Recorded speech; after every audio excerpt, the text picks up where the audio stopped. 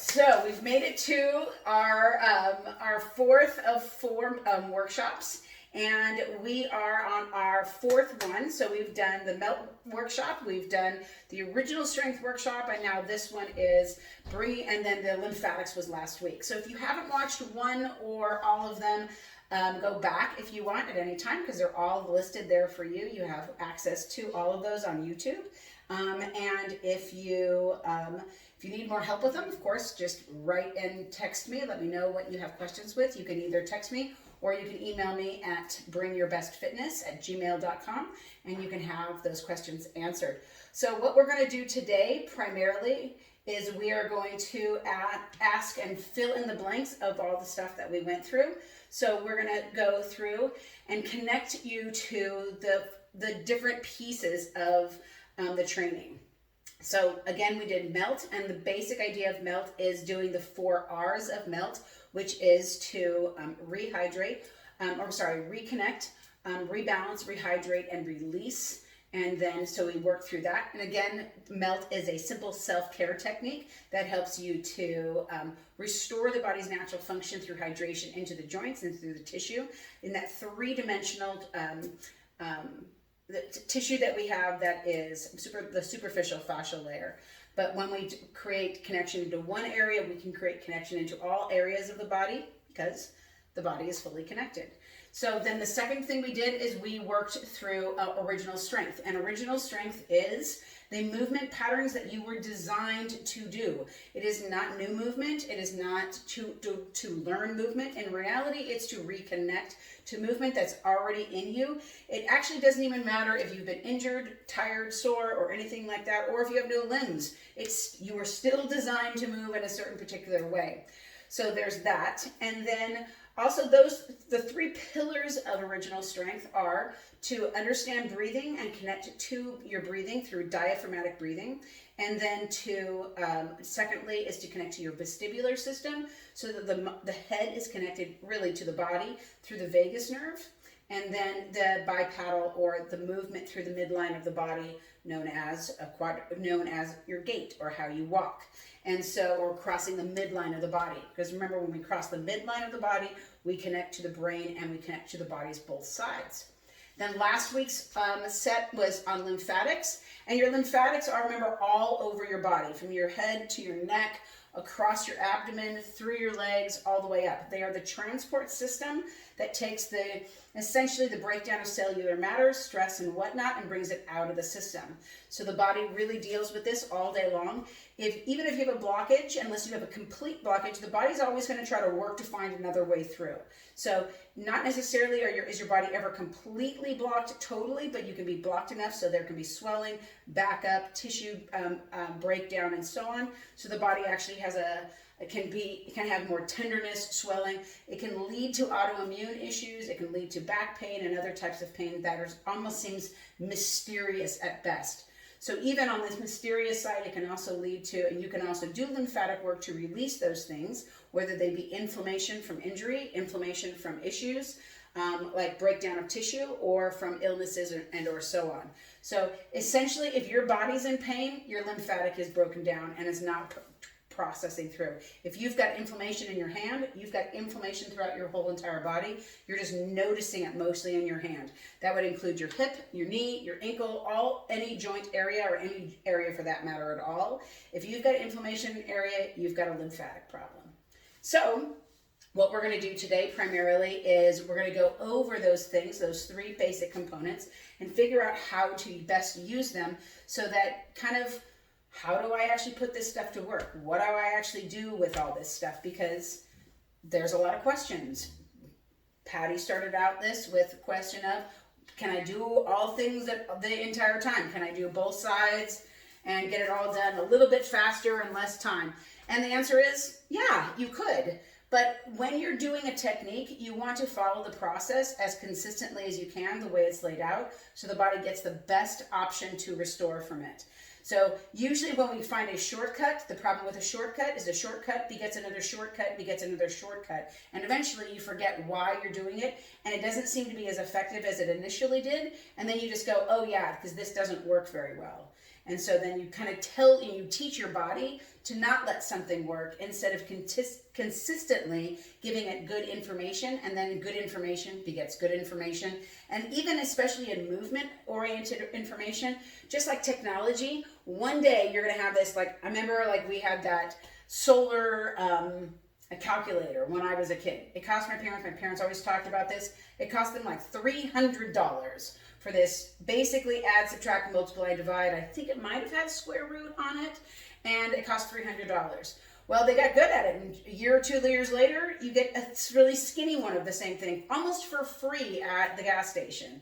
And then by now, all of our computers are now in our phone. I have a laptop that's about 1/2 inch thick. I carry it with me everywhere I go, and it does a million times more things.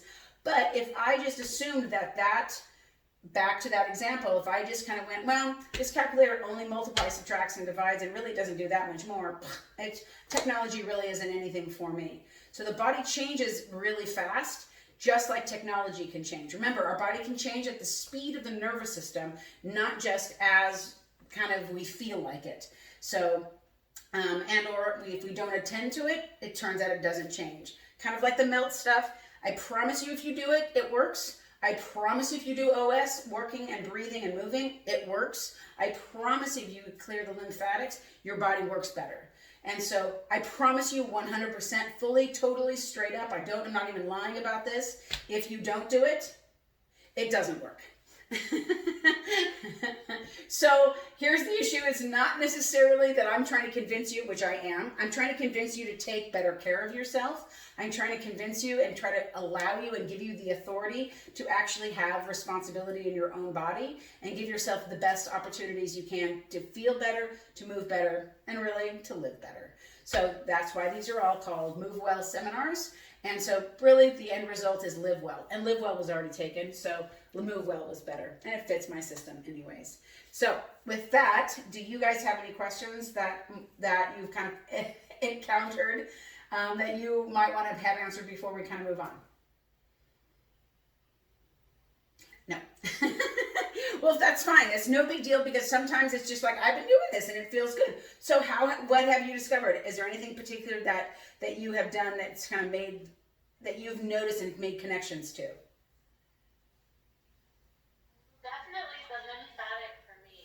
Okay. I think I remember mentioning that, like, right after we did it, I started getting hot flashes. Yeah. Like, it's working. Yeah. And yeah, I just felt better the next day, just like drainage from my sinuses. Fantastic. Good. So those are things that can happen. And remember, if they're happening once at one technique change, they can happen again and again and again. Now, quite seriously, just like, I don't know, if you have the same cup of tea over and over again, some days that tea is the most amazing flavor on the planet and you love it and it's the best and you have the best experience, have it. And then other days you just drink that tea because it just tastes good and you know that you like it. Does that make sense? And a very common thing. So not every day are you going to have the most fantastic result. But every day is important to get a good result. I mean, I'll say this. We pray, we eat, we do these things because it's not because every day we see the exact same cause and effect in the same way we want to, but we see the cause and effect that actually our body's supposed to give us. So keep doing those practices and you're going to see and notice different things happening. I don't know if I told you this, but 2 weeks ago I had like a little sore throat. I thought, oh my gosh, this is, for sure I'm going to be sick for the rest of my life, or this is the end for me. I guess you might as well just sign it on over. And so I just really just kind of doubled down on my lymphatic work. I doubled down, of course, on my water and so on, and my supplementation. And I did my foot treatment. I did an extra special hand treatment because I know that it was all an upper body issue as well. And the next day, really, it was gone. Nothing. No sore throat, no headache, no any problems and that kind of stuff. So we can actually attack a problem and actually get a solution instead of just going, I guess this is just the way I'm going to be from this point forward. And so allow yourself to step through the process one step at a time and give yourself the kind of the privilege of actually doing the things that will actually help you. And so when we start taking control of our own health and we start the responsibility of that, we actually are very empowered, because then our body actually functions at a higher level and we actually get more from it. And it could be more from it at work because you have more attention. It could be more from it because you have more ability to move better. It could be more from it because you don't get frustrated, tired, or whatever so easily. So it's not all equal necessarily, but it's all beneficial. So any other questions real quick before we move on? Which is totally fine if you do, if something just sparked your memory. Okay, so what we're going to do is we're going to go through the elements that we did. So very typically, kind of like what I said, if you have a cold or something, you can shoot right into the very first thing that I typically do is do a lymphatic reset. Partly because it's so close to just getting done. I don't have to really have any equipment. I don't have to get on the floor. I don't have to do any of that. So I go right into a lymphatic reset. But even before that, what I can do always is change my breathing, which changes my movement and it changes my mindset. So instead of being caught in that frustrated position, I just actually can breathe better, and I can think better. I can calm and rest my body, and then I'm not so like, what's wrong? How am I going to fix this? What's going to happen if I don't get this fixed, or whatever little rabbit trail I can go in. And I go down rabbit trails too, just like you guys do. So not that you guys do, but people do. And so anyway, so what we're, okay, a rabbit trail. So what we're going to do is we're going to start out, if you have your shoes on, go ahead and take your shoes off because we're going to get to that. So I'm just going to slip my shoes off real quick. And my socks, because we're going to actually do a foot treatment. So make sure you have your large soft ball ready to go. You can put it on the ground ready to go. And if you want to use your toothbrush, if you have it, we'll also just use our hands though. So if you don't have your toothbrush, that's totally fine. And you can start out seated if you'd like, because we're going to start out with breathing. I'm going to start out standing just because it's a little bit more convenient and simpler to do where I'm at. And so I'm just going to start out standing. But we're going to start out with a full, I know this is, wait for it, a full minute of diaphragmatic breathing, so that we aren't just kind of rushing to the next thing. So we're going to start with a baseline move, because that way we can see the changes in the process as we go. So pick a baseline move that you would like to do that would give you an opportunity to retest as you go through this. So you can reach down and touch your toes. That could just be an easy baseline move. Or you can take your arms up over your head. Or maybe if your neck is sore because maybe you are congested a little bit, turn your head to the right or turn your head to the left and just notice the ranges of motion. All right, so we're going to get into it, and we're going to get into some breathing. So I'd like you to just place your hands on your belly. You can place them on your ribs in the front. You can place one in the front, one in the back. It doesn't necessarily matter that much. And you're just going to begin to expand the rib wall and then let it draw in. And what I want you to do as best you can, especially because you're standing, is I want you to keep your eyes open, because that's going to help rebalance your vestibular anyway. And I want you to actually breathe through your nose with that tongue against the roof of your mouth. So let's go ahead and do that.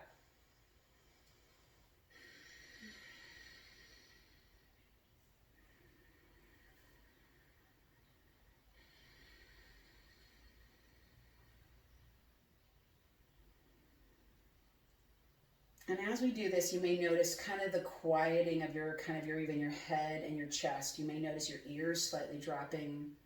You may notice the back of your throat or your neck or your mouth muscles even softening.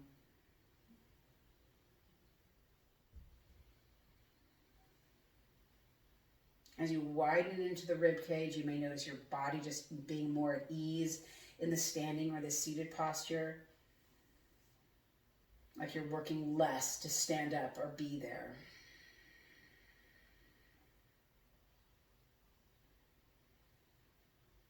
Let the sound resonate through your body. So that's the focus of the sound that you're hearing. But don't worry, and listen to what's on the outside. Listen to maybe the sound of what's going on in your room, or maybe if you have a fountain going off on the outside your room or your walls.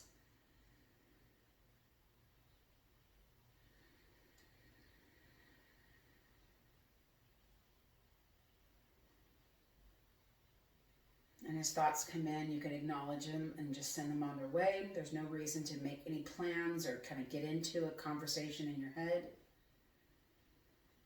Because it's not so much that we're trying to disengage, it's we're trying to connect, we're trying to rebalance, restore.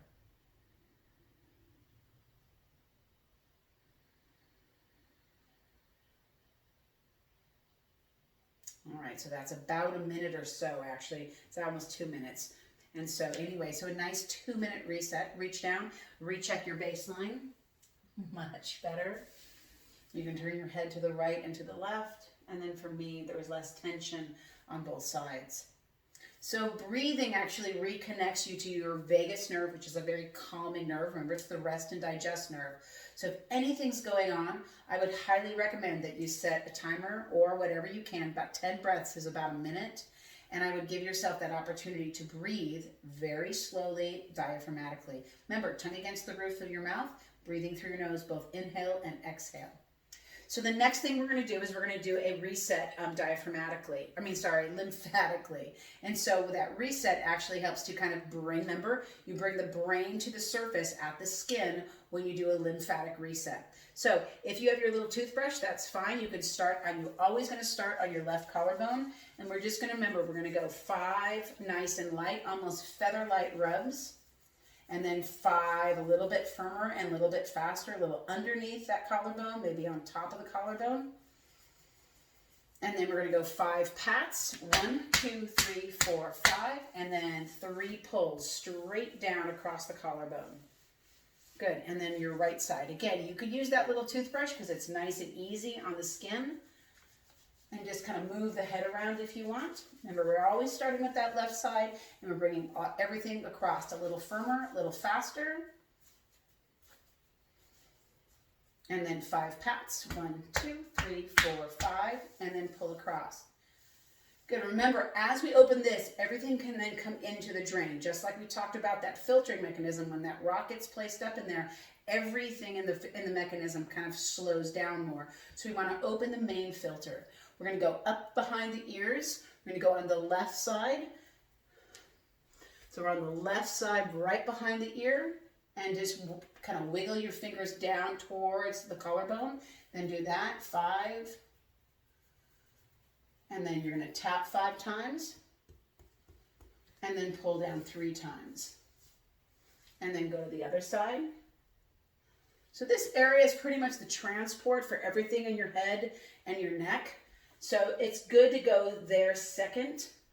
That way you kind of clear the head and neck and even throat. You kind of feel the saliva building up a little bit. And then tap 5 times. And then pull down 3 across towards the left side. Now we're going to go brachial, because this is especially for women. A lot of lymph comes into this area. We get swollen in the underarm. We get tension. We got a lot of lymph issues going on, especially if you have issues with, of course, with lymphoma or with breast cancer or any type of that kind of stuff in your family history. 5 times pat and pull up and down, up to the left collarbone. Other side. So it's in this groove right where your shoulder meets the torso, underneath the arm, kind of around by the ribs. Firmer and faster. And then 5 pats. 1, 2, 3, 4, 5. And then pull across the chest. And then from your collarbone down your sternum. Just nice and light first. And then a little firmer, a little faster. And if you've got a bra in the way, you just kind of got to work it out of the way. If you can touch your skin, it's great. If you can't, that's no problem. 5 taps. And then pull up and to the left. And then the belly. So we're going to go around the belly, all the way around, the right hand and left side. So just think of there as being a right side and left side. Liver, spleen, pancreas. And then go firmer and faster, almost like you're kind of rubbing your belly up a little bit. And then 5 pats each hand. 1, 2, 3, 4, 5. And pull up 3, 2. You might even get a little tingly here. 3. Then we're going to go into that groin. So you're going to hinge over a little bit, hit that groin. So this is also it's known as the inguinal joint. It starts at the iliacus right here, the iliac crest right here, and goes down across into the hips or the groin. And then give it a little karate chop or pat. 1, 2, 3, 4, 5. And then pull up, all the way up.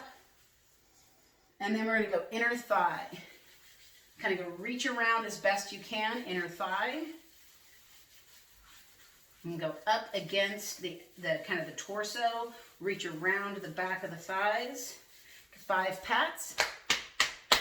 And then 3 pulls. And then the last one you can do is behind the knee. Nice and easy at first. Remember, we want it to be nice to those superficial layers of tissue, and then go in a little bit deeper and a little bit deeper. Firmer and faster. And then 5 pats. And then 3 pulls. Good. And then from there, we can just take your arms up, take a big deep breath. Exhale down. Inhale up. Exhale down. One more time. Inhale up and exhale down. Good. Go ahead and recheck your baseline. My neck, a lot better there on that one. And then again, folding forward. A little bit more space there. Less tension on the inner thigh. I did do an inner thigh workout, kind of a inner leg workout kind of yesterday. So I'm a little bit tired and tense there anyway.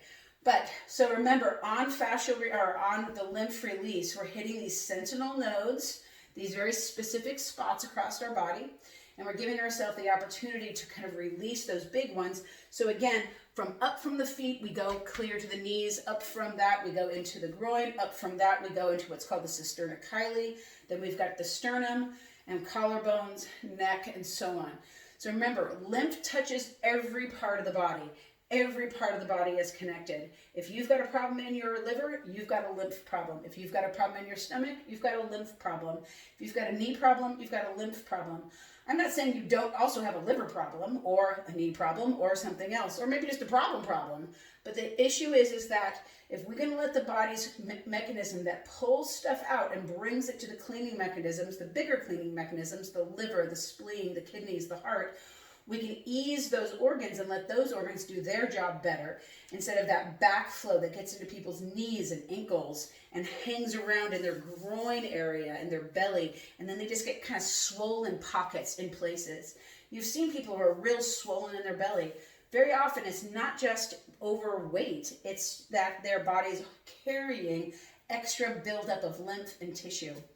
A very sad story is I just heard of a young man who over time just wasn't feeling good and just kind of ignored it, and they focused in on organs, but they never let to focus in on his entire body cleaning out. So they over focused on specific organs when what they possibly could have done is change the orientation to over focusing on an organ and go systemically through the body, releasing what was impacting the whole body and let the whole body try to do the work instead of one organ over focus and then another.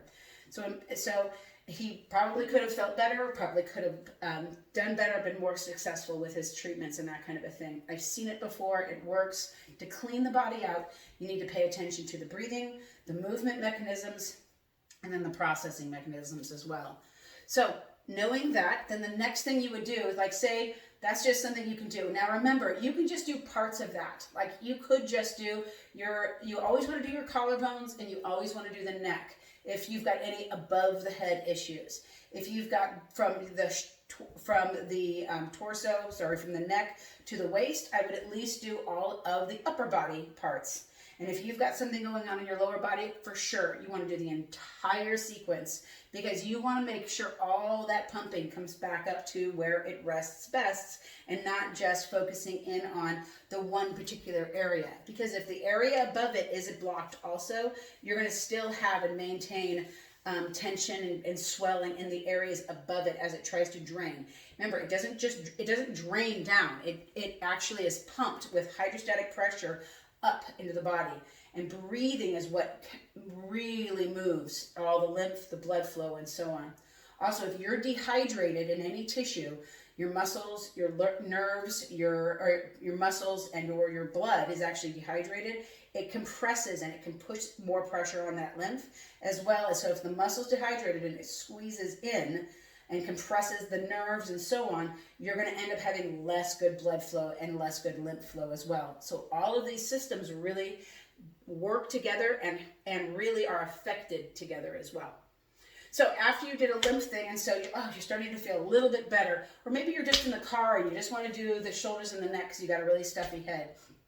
And then you go on, I'm getting a little draining right now myself.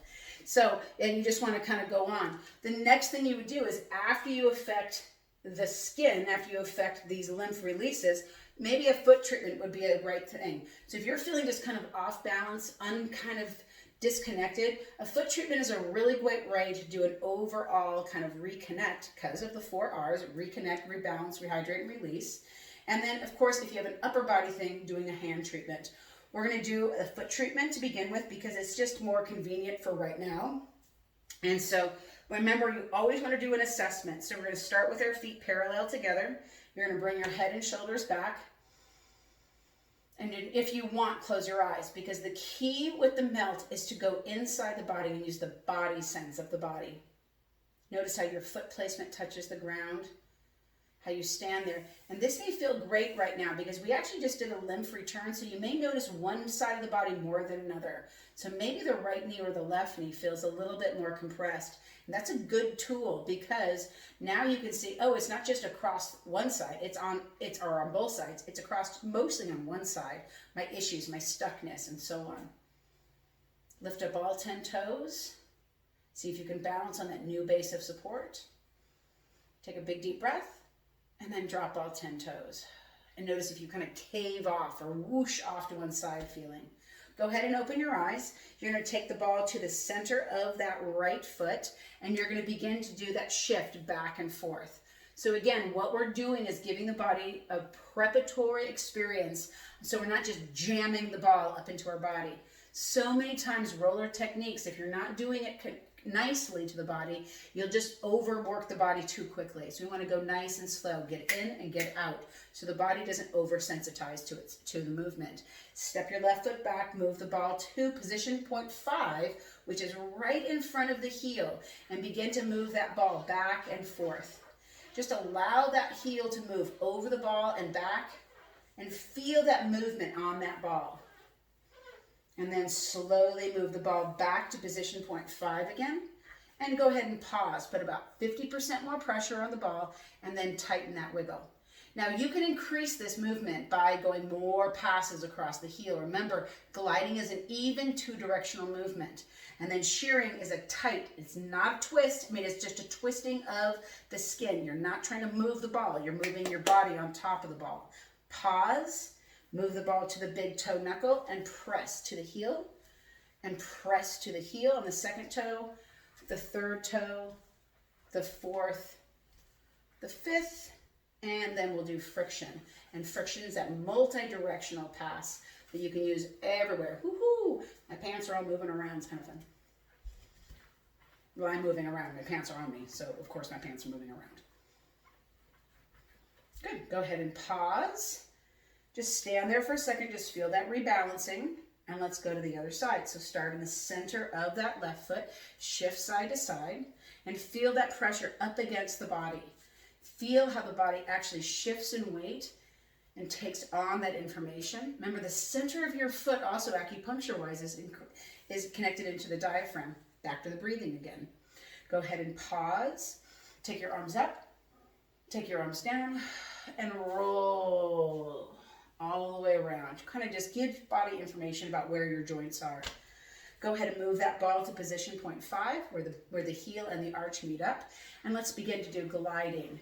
Now, gliding with the large soft ball is a preparatory tool. Gliding with the other balls in the melt, kind of the melt world, are designed for more information and designed for more complete compression. So you want to use those tools as needed, but the large soft ball is really a great place to start. Go ahead and bring that ball right back to position point 5. Put your little bit more weight into it and give that nice tight shear. And pause. And then let's go rinsing. And rinsing is a one-direction movement, kind of like the pass where we pull up the lymph. This is actually moving hydration underneath the bottom of the foot. People ask also, can you do rinsing on the top of the foot? Absolutely. We just are now just standing here instead of getting down on the ground. So you can do that as well. If you have more questions, of course, about melt, there's an entire book on melt that you can look. There's also Melt on Demand, and I've got several more videos on melt on my YouTube channel or Instagram TV channel. Good, so we're gonna go and do friction. Good, and then go ahead and pause. So we're gonna recheck our position, roll those shoulders back, take a big deep breath, and just allow yourself to stand. Now you may notice a much more even gait or a much more even balancing point. The right foot and left foot may feel more even with each other or more grounded. You may feel like the legs just come up out of the ankles instead of feeling like pieces or parts. Lift up all 10 toes. Notice how your body recenters itself pretty quickly and then drop down and see if your body floats off to one side or stays more grounded. And then go ahead and open your eyes. So the key and the issue on the melt is that you're trying to get in and get out, nice, consistent, soft tissue patterns, and at the same time you're looking and listening so your body is making adjustments so that you actually can create a cognitive connection to the movements that you're doing and giving your body. So when your body then restores, you actually create a positive connection to that, and your body then wants to return to that and return to that position, even when you're not paying attention. So with the hierarchy of our body, our brain wants to take over and always wants to make us feel good, but it's getting constant, sometimes a lot's not good English, I guess, but a constant negative feedback. This hurts, that hurts, this is out of balance, that is out of balance, oh, you got to digest this, oh, this isn't working out very good. And then what we really need to do is focus in on giving it as much positive and consistent feedback as we can, so we can teach our body to move better even when we're not thinking about it. So that's the melt. So we've gotten breathing done. That would be the first thing I would always go to. Then my lymphatic reset, and then some level of melt reset. Now remember, there's that whole melt roller that you can use too, and there's a specific reconnect that you can do with the melt roller. Of course, you can do the feet and or the hands. If you want more movement and you're feeling stuck, sore, and tired, you can do we can go into more OS or more original strength work. And remember, the design of the original strength work is to bring the body back to its most natural breathing, vestibular, which is that balancing mechanism in the brain that connects to every other organ as well through the vagus nerve, and then also crossing the midline of the body. So if you have a chair or a desk or a something,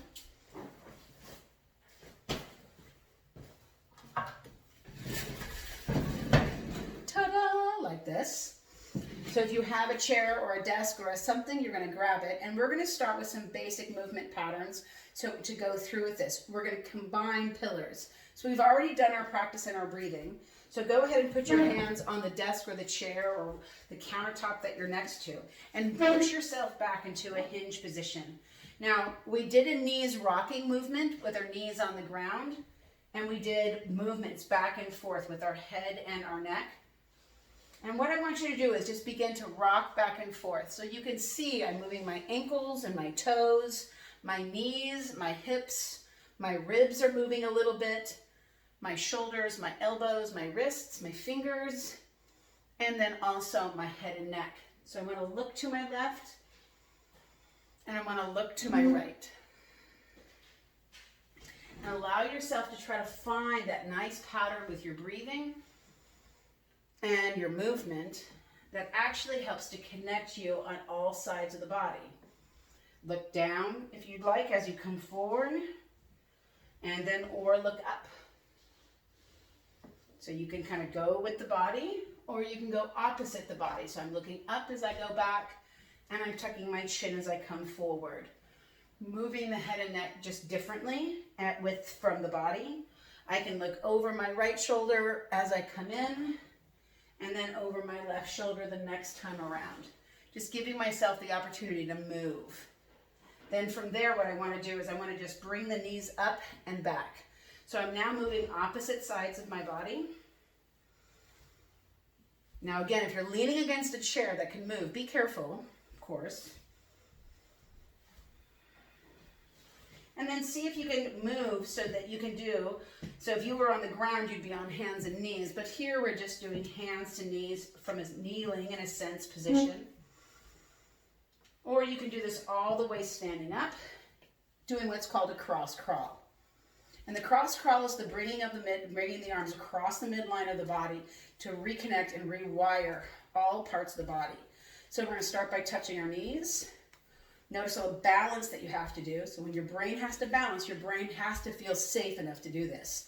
Take your right hand, touch your left hip. Take your right hand and touch your rib cage. Take your right hand and touch your left shoulder. Take your right hand and touch the neck. Take your right hand and touch your ear. Take your right hand and touch your nose on the opposite sides. And then go back down the body to your ears, to your neck, to your shoulders. Try to breathe through that nose diaphragmatically to your hips, to your knees. And then go ahead and pause. Moving the chair out of the way. Go ahead and recheck your baseline. Mine was touching the ground. And also looking to the right and to the left.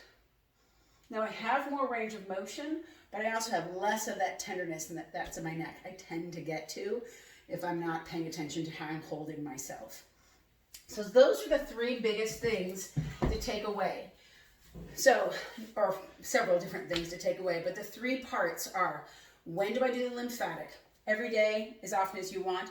Key is to do it possibly before you go to bed or when you first get up in the morning. Melt, you can do again, just your feet, just your hands. You can do your face, you can do the full roller. And again, the best time to do it is probably before you go to bed. And even with the original strength work, with the breathing, with the head movements and the bilateral movements, is you want to do them when your body's feeling a little disconnected or you want to soften the movement of the body. Because it's not necessarily very active. You may or may not wake the body up, but you may actually settle the nervous system.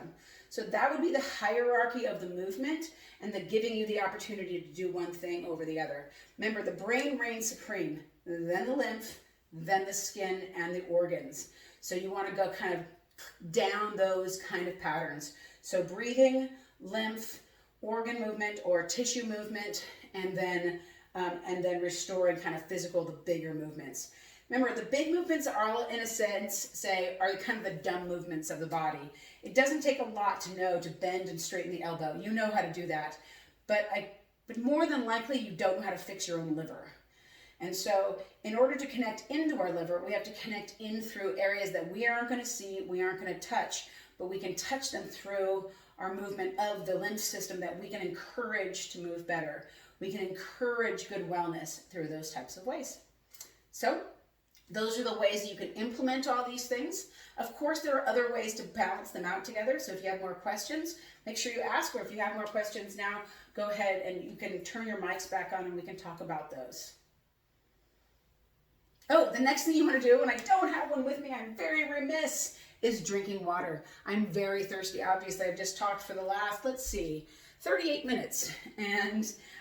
But drinking water through is going to be really important to flush all this stuff and to bring hydration to the rest of the body. So very important part. Any questions, guys? Wow. Answered it all? I have a comment. Yeah. I have a comment. I don't know if you guys noticed, but I was like on the floor listening at first, and when we first stood up to do the first thing, I could not put any weight on my right side, on my hip. I was just like, ow, ow, because of the way I was sitting. And then, so I kind of balanced on my left foot, and then after we did the first treatment, I could put weight on it again. How does it feel now? It feels great now. Oh. I'm having to sit like that again. Yeah.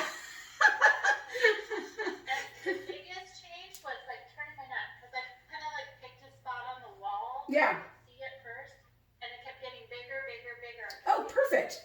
Yeah, so perfect, because so often when people do their neck turn, they're like, yeah, I can't tell if I'm any further. But for sure, find a spot on the wall that you want to be able to look past to. You know, how far can I look past this time with no pain and no work? But can I look to and see that sign behind me? Can I look and rotate my head? I mean, those are important. Can you just look to the right and left? it could be a yes or no, but what's the distance that you have? That's a really good point, Beth. And thanks for actually sharing kind of your before and after too. That's really important as well. I have another thing. Yeah, please. It relates a little bit to this, but I had a guy trying to sell me insurance today. Okay. Like insurance, like extra insurance, like if you have a heart attack or stroke. Okay. And I'm thinking, and it was a lot of money. I thought, how about I take that $129 and like go to a gym, meaning you? Oh.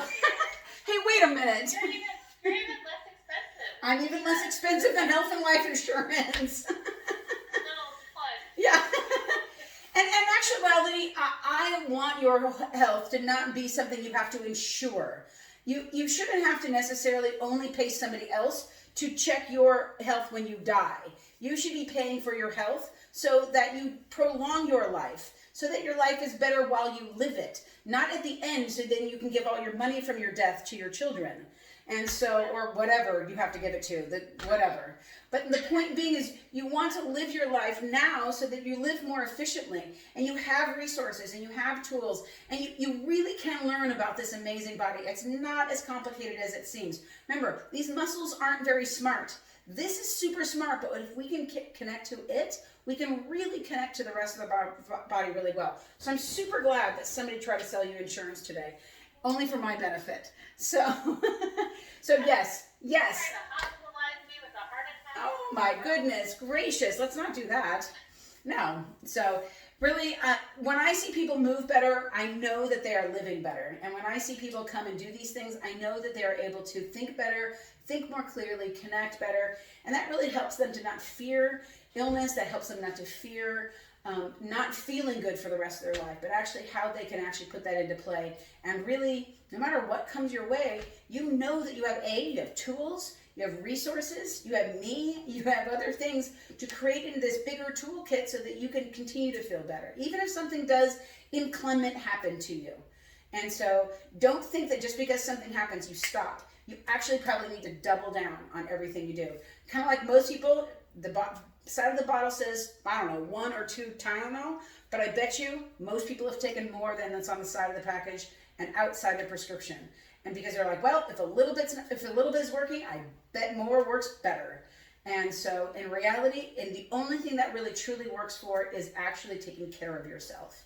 So meaning taking care of yourself in water, taking care of yourself in movement, making care of yourself in how you think and what you do. So there you go, guys. Oops. So we got someone entering right now because she's late. So anyway, guys, I thank you for coming, and I'm so glad you're able to see this or watching this on replay. And let me know if you have any questions. Again, I really do want to answer your questions, and I want to help you process through things, and I really will do that with you. And so make sure you ask, though, because it's really hard. I haven't really done very well with my brain to learn how to read your mind from afar. So that's the next skill that's coming up on the Move Well seminars is mind reading, but I'm learning how to do it. So I'm going to figure out how to package that and actually not be stoned to death when I get it wrong or something like that. So I would like to say thank you for doing it standing, because that was very helpful. Oh, good. You're welcome. Yeah, my pleasure. Yeah, absolutely. Yeah, not a problem at all. So I'm glad that was good for you.